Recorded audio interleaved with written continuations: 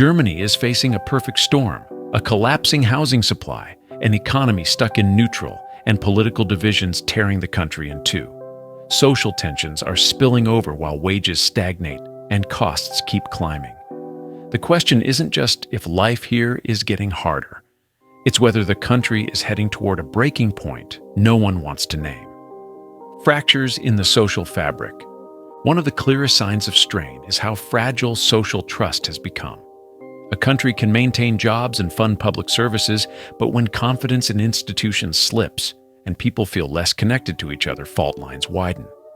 In Germany today, concerns over housing and income are intersecting with deeper questions about identity and belonging. Civil society monitoring groups documented roughly 1,900 anti-Muslim incidents in 2023, with a pronounced rise after October.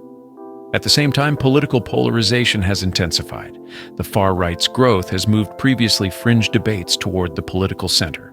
The effect on everyday conversation is real, but it's only one factor among housing shortages, migration pressures, and lingering economic anxiety. These shifts are visible not only in headlines, but also in schools, workplaces, and family gatherings, where discussions about who belongs in German society have become more frequent and sometimes more tense. Policy has become an arena where these tensions play out. Rules on subsidized housing, asylum processes, or the placement of new arrivals often spark disputes. For many newcomers, uncertainty doesn't vanish with visa approval. Legal status can still bring the challenge of navigating divided public opinion, alongside the practical hurdles of work and accommodation. The lack of available housing has kept emergency shelters, like those at the former Tegel airport, open far longer than planned. Berlin authorities extended the site into 2024 to 2025 to house thousands who could not secure permanent flats, underscoring how scarcity impacts both new arrivals and long-term residents. The arrival of over 1 million people from Ukraine under temporary protection has added extra pressure. Most sought private housing rather than state-run centers, intensifying competition in already stretched rental markets. Schools and healthcare facilities in some regions reached full capacity. Waiting lists for language courses grew, and in certain districts, the strain on public services became visible in everyday life. Stresses also show up in infrastructure that millions depend on. In 2024, Deutsche Bahn's long-distance trains ran on time only 62.5% of the time, meaning about 37.5% were delayed by 6 minutes or more. By contrast, regional services remain far more reliable at roughly 90% punctuality. For commuters who have moved farther from cities in search of affordable housing, these delays add hours to the week and make daily planning harder. Policymaking volatility has contributed to the unsettled mood. After the Constitutional Court's ruling on the so-called Climate and Transformation Fund created a €60 billion gap in the federal budget, several projects faced delays or restructuring.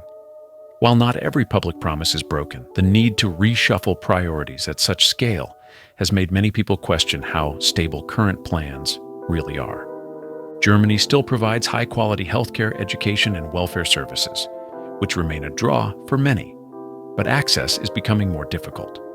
Securing a hospital appointment in a crowded city, placing a child in an oversubscribed school, or completing official paperwork can be slow and complicated, even for seasoned residents. For those unfamiliar with the country's bureaucratic processes, these obstacles can be especially daunting. For a growing number of people, a decent salary and a roof over their heads are no longer the only measures of a good life. Recognition, fair treatment, and trust in the systems meant to support them are equally important.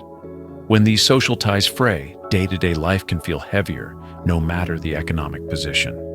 And while divisions over identity and policy stir the surface, another source of pressure is steadily building: the ability of wages to keep pace with the rising cost of living. When wages can't catch the bills.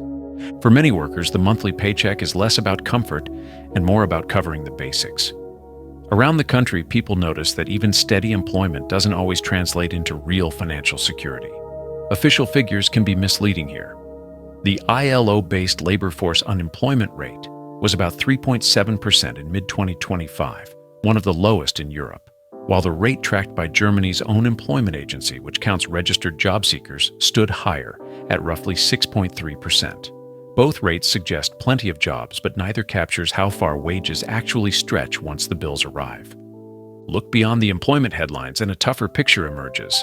After adjusting for inflation, wage growth is anemic, and in many cases, rising living costs have outpaced any increases. The macro backdrop helps explain it. Germany saw 2 years of economic contraction before edging back to weak growth, with the Bundesbank, IMF, and European Commission all projecting roughly zero GDP growth for 2025. Productivity, the long-term driver of higher pay, has been flat, leaving little momentum for real income gains. For someone in a big city such as Berlin or Munich, this plays out quickly in household budgets. In many of these cities, a large share of take-home pay goes to rent. For many middle-income households, this leaves little left over for savings or unexpected expenses. Before adding food, transport, and utilities, the margin for any misstep or surprise cost can feel uncomfortably tight. Even sectors once known for reliable, well-paid work are feeling strain. Manufacturing, long viewed as an economic anchor, has slowed under the combined weight of global competition, stubbornly high energy costs, and shifting demand. This has meant that even skilled roles employers struggle to fill have not consistently delivered stronger pay. Energy bills are another ongoing pressure. Industrial electricity prices have come down from the peaks of 2022, offering some relief to manufacturers, but household costs remain significantly higher than before that crisis. Legacy surcharges and other charges keep bills elevated, so for consumers already under rent pressure, energy adds another financial load rather than easing it.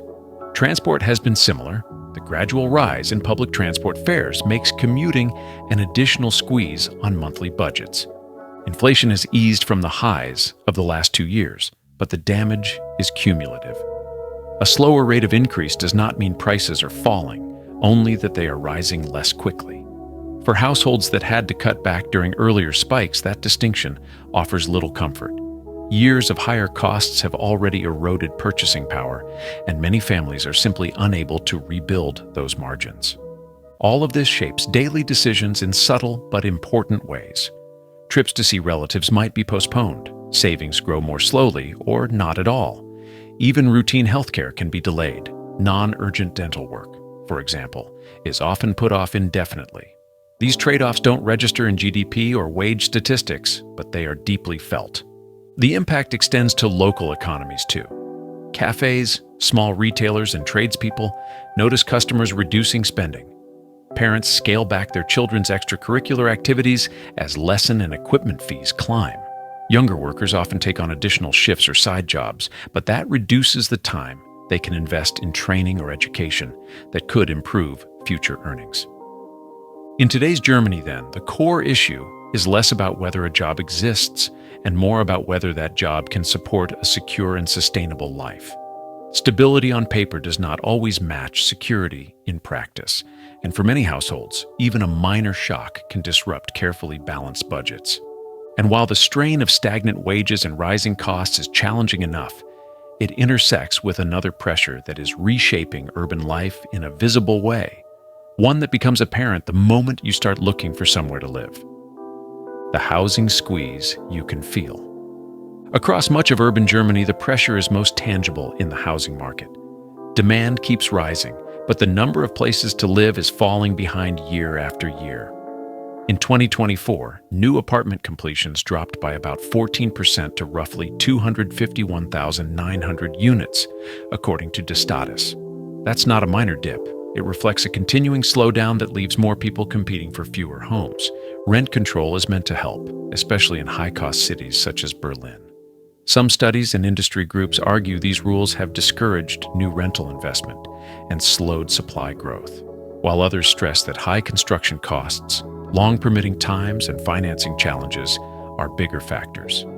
A 2023 study by the Institute for the German Economy links certain rent regulations to reduce supply, but even it acknowledged multiple causes shaping today's squeeze.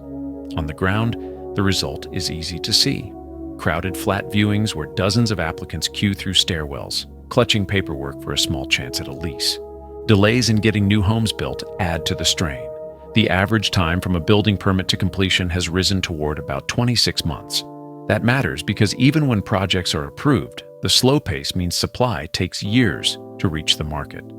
Developers face high materials and labor costs, complex local regulations, and tighter lending conditions as interest rates have risen. In practice, that means fewer cranes overhead and more stalled developments still waiting to become actual flats. At the sharpest edge of the shortage, housing can mean a shared space in a converted gym, disused offices, or temporary reception centers. In Berlin, authorities have kept sites like Tegel Airport in use for emergency accommodation and are planning long-term measures to house thousands who can't yet secure permanent leases. These facilities are meant as stopgaps, but for many residents, whether new arrivals or locals facing eviction, they can stretch into months or longer, with minimal privacy and constant uncertainty. Migration adds both opportunity and complexity. Germany's intake of asylum seekers, refugees, and foreign workers has increased demand in local markets where supply was already constrained. In such areas, competition for housing can become sharper between newcomers and long-term residents. But research and official data agree.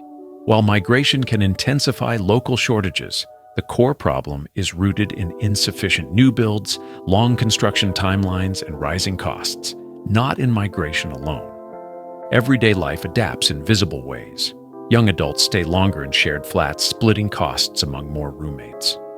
Families move further out, swapping closeness to work or school for lower rents, if they can still find them.